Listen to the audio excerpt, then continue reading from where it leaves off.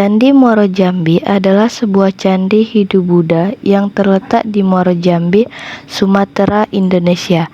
Candi ini dibangun sekitar abad ke-7 hingga ke-15 Masehi dan merupakan kompleks candi yang memiliki banyak candi yang ditemukan di wilayah tersebut.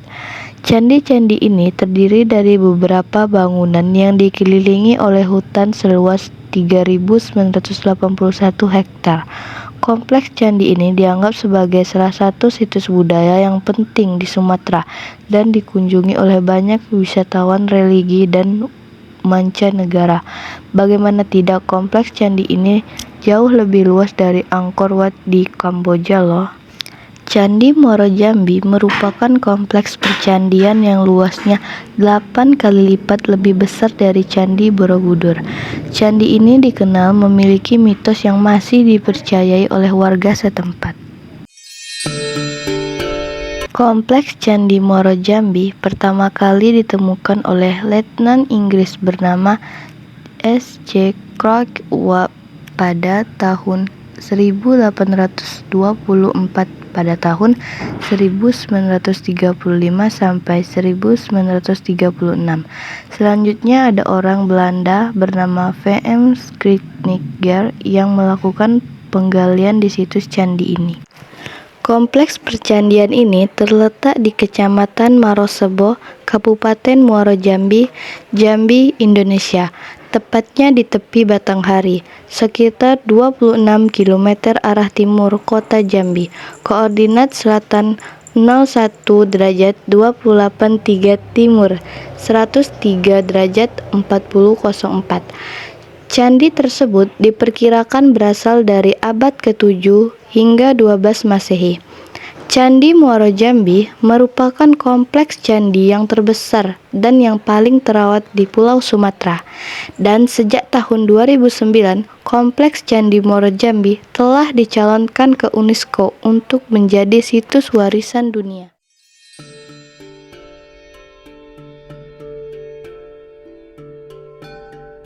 Inskripsi pada lempengan emas ditulis menggunakan aksara Jawa kuno yang menyebutkan nama yang digunakan dalam Vajradhatu Mandala.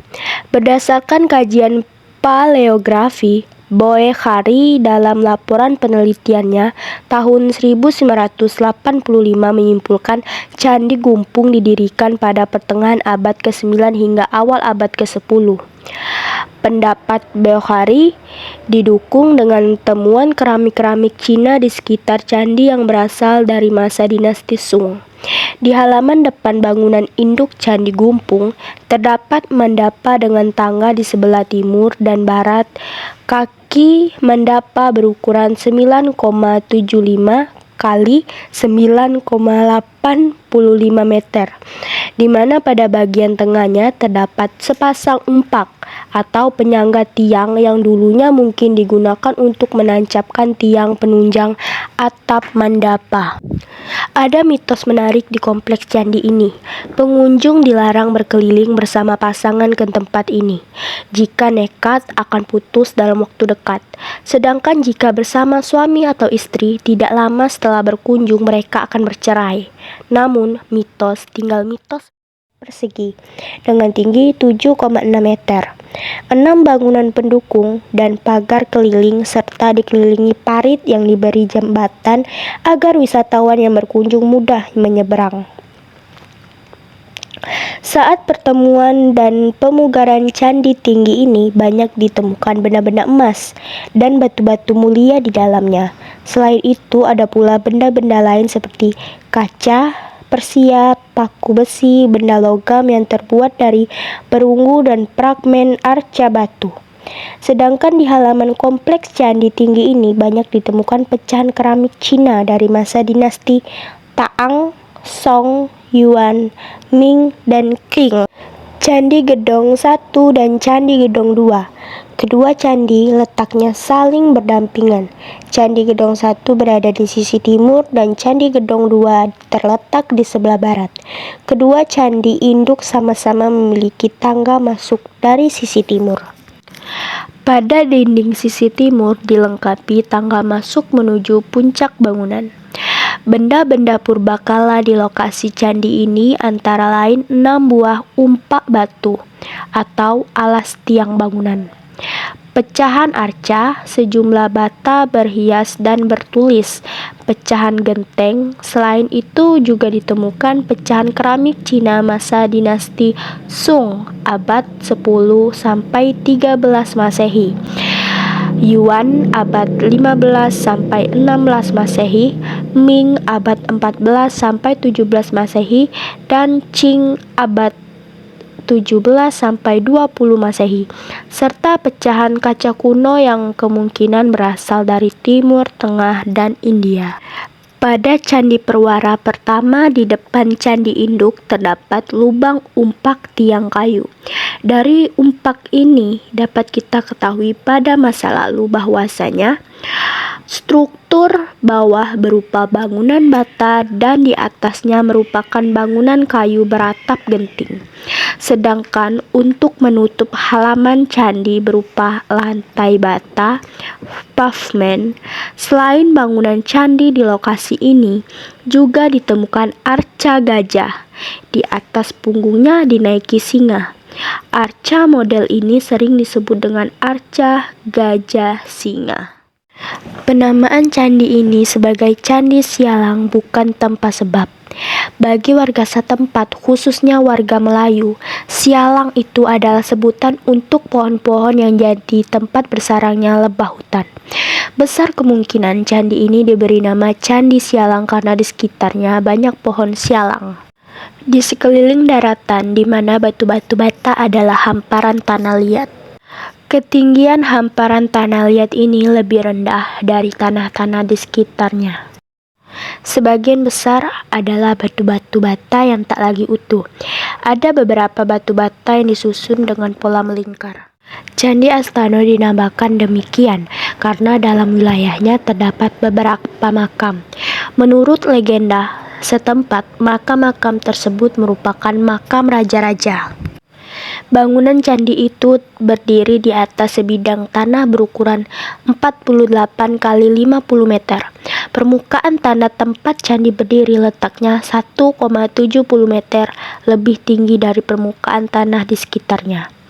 Di sekeliling tanah terdapat parit keliling dengan lebar sekitar 5 meter dengan kedalaman sekitar 3 meter. Di sisi belakang bangunan terdapat bekas profil dinding lama bangunan sebelum ditambah. Ukuran bangunan tambahan di sebelah kiri, sedangkan ukuran bangunan tambahan kedua di sebelah kanan. Arah hadap bangunan tersebut belum diketahui karena tidak ditemukan sisa tangga atau bangunan penampil yang merupakan indikator arah hadap bangunan. Bangunan yang dibangun pada tahap kedua menunjukkan kesamaan ciri profil bangunan tahap pertama. Pada awal ditemukannya pada 1981, runtuhan bangunan candi yang dibuat dari bahan bata itu ditutupi semak belukar di tepi hutan oleh karena ada pekerjaan pembangunan pabrik. Semak belukar itu kemudian ditebas dan muncullah runtuhan bangunan bata. Dalam penelitian arkeologi yang sistematis di Candi Teluk, dalam penelitian itu tim berhasil menampakkan sisa gapura pintu masuk halaman candi. Gapura pintu masuk terletak di sisi timur laut. Sisi-sisi dindingnya membentuk profil sisi genta atau patma dan profil bulat setengah di lingkaran. Bentuk denahnya membentuk sudut-sudut secara garis besar. Denahnya berukuran 6 kali 6 meter. Pada salah satu sudut bagian dalam gapura pintu masuk, pada halaman candi masih ditemukan sisa lantai bata. Menuju ke arah selatan, pada jarak sekitar 350 meter dari bangunan Candi Teluk, ditemukan runtuhan bangunan lain yang dinamakan Manapo Teluk II. Keadaan runtuhan bangunan ini sangat memprihatinkan. Lingkungan sekitarnya dimanfaatkan oleh pihak pabrik kayu lapis sebagai lokasi pembakaran limbah kayu. Candi yang juga tengah dalam tahap revitalisasi di KCBN Candi Muaro Jambi ialah Parit Duku. Candi dinamakan demikian lantaran dikelilingi parit dan terdapat pohon duku di sekitarnya. Di tempat ini juga ditemukan mandapa, setyagara, hingga area Buddha kecil. Tak cuma itu, 13 struktur bangunan saling berhimpitan dan akhirnya diasumsikan ada kompleks stupa. Candi Kotomahligai. Kelompok candi yang terjatuh di kompleks Candi Muaro Jambi adalah Candi Kotomahligai. Candi Kotomahligai ini terletak di sekitar 900 meter ke arah barat laut dari kelompok Candi Kedaton.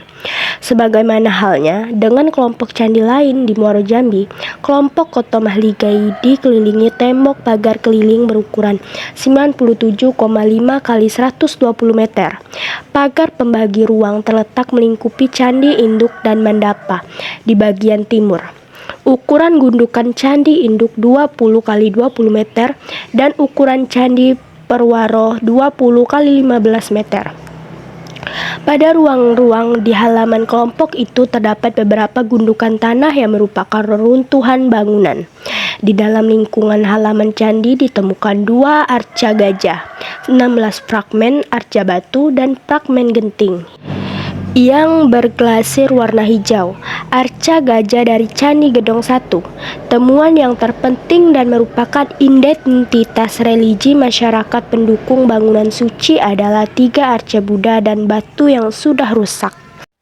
Candi Kembar Batu, jarak 250 meter dapat ditempuh dari Candi Tinggi ke lokasi Candi Kembar Batu. Kompleks candi dibatasi parit dan pagar tembok keliling dengan pintu gerbang terletak di sisi timur. Ditambah ada jumlah Candi Perwara dan Candi Induk di seluruh struktur. Ketika percobaan dilakukan, gong kuno dari perunggu yang bertuliskan huruf Cina berhasil diselamatkan dan kini menjadi koleksi di Museum Negeri Jambi. Gong perunggu merupakan salah satu temuan yang paling penting karena memuat inskripsi berhuruf Cina yang berangka tahun 1231. Keberadaan prasasti dari gong perunggu ini mengindikasikan adanya hubungan bilateral antara kerajaan dengan dinasti Sung di Cina. Candi Kedaton merupakan candi yang dibangun dengan menggunakan batu bata merah yang memiliki kualitas sangat bagus. Karena proses riset lanjutan masih berjalan, secara pasti dirinya belum dapat memastikan dari mana sumber bahan dasar batu bata tersebut di zaman itu dalam membangun Candi Kedaton. Candi Kedaton dibatasi tembok pagar keliling yang berukuran 200 kali 230 meter membujur arah utara selatan. Di sisi utara tembok pagar keliling terdapat runtuhan gerbang pintu masuk halaman kelompok candi.